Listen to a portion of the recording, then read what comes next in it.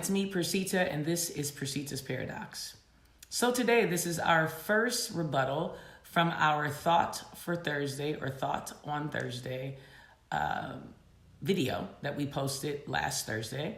And I am pleased to know that there were a few people who answered. They didn't answer the way I would have preferred, but I greatly appreciate your input.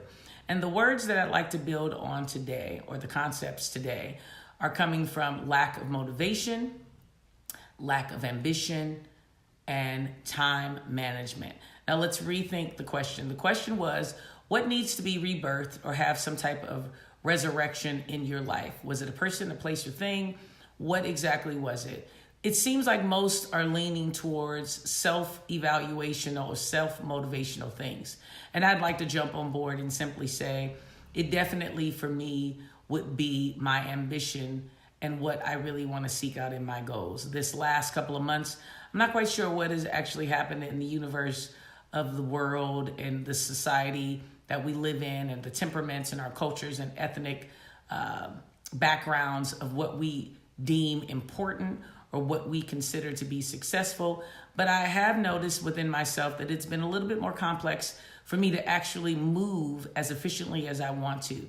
It felt like the weather had chilled significantly and I wanted to be in bed more and just really drag. And then there's been some deaths in society that have actually had a major impact on my personal walk in life. So I would just say that those are definite words that I could literally wholeheartedly agree with. I definitely see a resurrection needed within myself. And it's nice to know that you're not alone in it. And I also feel like those are situations and mindsets that we all, time to time, throughout every year, find ourselves struggling with. So today, let's just discuss ways that we can actually move forward and make things that need to come back into our lives more of a priority and more pungent in our speech and our language and in our walk. So for me, it really starts with what we do within the first few minutes of the day. You'll always hear me say it is not necessary to be on your phone instantaneously upon waking up. If you use your phone for an alarm system, let's step away from that, go back traditional, and get you something that you can actually hit, and it simply gives you numbers, and you don't have the urge after you cut off your alarm on your phone to get on Instagram or get on Facebook or Twitch or whatever it is that you choose, YouTube. You want to actually take the time to just sit within yourself, thank God for another day, and really assess. I feel like this gives you a great headspace to be in the morning, and it also clears the minutia of the day before. And it absolutely puts you in a mindset of growth, because what you're doing is you're walking in gratitude from the beginning of your day without worrying about what steps you need to make. You're just thankful in that space that you're in. It definitely sets your day up to be in a better place in every way, shape, and form. From that space, it really is prioritizing your day and understanding that we all have the key days that we can do things more in the morning or more in the evening.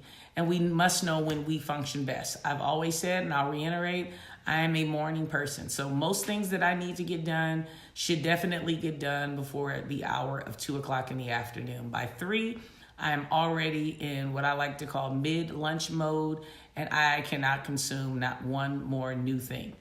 Thirdly, I was going to say secondly, but thirdly, you want to also make sure that you have what I like to call short-term goals. Not necessarily things that you're looking for at the end of the week, but what actually has to transpire today.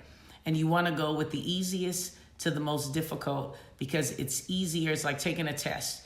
If you go through the test and you look at the questions that you know the answers to, and you answer those immediately, the immediate gratification of feeling like you know the subject matter makes your testing easier, and it also gets your brain to function much better than if you actually go through and try to individualize each question and ponder it. You also lose a lot of time with that. And let's just move on to the fact that our next issue would be time management. So once we've prioritized, we also want to be in a place that our time management is perfect. Speaking of time management, We want to put ourselves in a place, again, that we know what our time of day is to function at our best.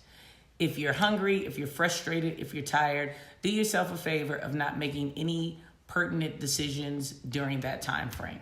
That means if the time management is based on your mindset, be clear that you are better in time management when you are not in those places of tired, frustrated, or angry. When you make decisions in that place, it becomes more emotional and you realize that you focus on things longer than you should, or you completely walk away from them when you shouldn't. So I always stress you want to make sure that your time management is key and that you've prioritized what the time management should consist of. Lastly, it's simply walking in gratitude. Handle the things that you can handle, and the things that you can't, don't worry about it. Lastly, in order to get your motivation and your gumption back in life, you want to be in a place of gratitude. If you walk in gratitude amongst all of those other things that I just said, it's impossible for you not to succeed. And what that basically means is that once you see yourself in a place of positive and moving forward and gratitude, that it could be worse and it might not be where you want to be, but it is better than you could be if you were not at least making some sense of attempt, then do that. What am I saying? People continuously want to fake it till they make it. They've been told that advice from numerous people, numerous memes, numerous ways of putting that in a metaphor. But the truth is, if you walk in where you really are and you remain authentic within that, you make better decisions across the board because you're simply grateful for what is happening in your life. And the process does not become so tedious and long in your mindset because you understand that all things are divine and they work to your good and you're going to get to where you desire. So I want you to ponder those things today. I want you to think about what exactly you aren't doing in those few steps and then add your own personal steps as you see fit. I also want to see some comments where you're actually giving me some examples on what it is that you're doing to get started. And I want to see some other things that you may need to resurrect or other ways that you're doing it to give me some feedback on what you're doing in your life. Okay, so thank you so much for joining me today. I greatly appreciate your time. Remember to like, share, subscribe, comment, dislike if you want. Simply interact with me and let me know that you are here and you're listening and that we are doing this thing called life together. So in saying all that, remember to do 3 things. Live life authentic. Thank you again so much for joining me and do have a blessed day.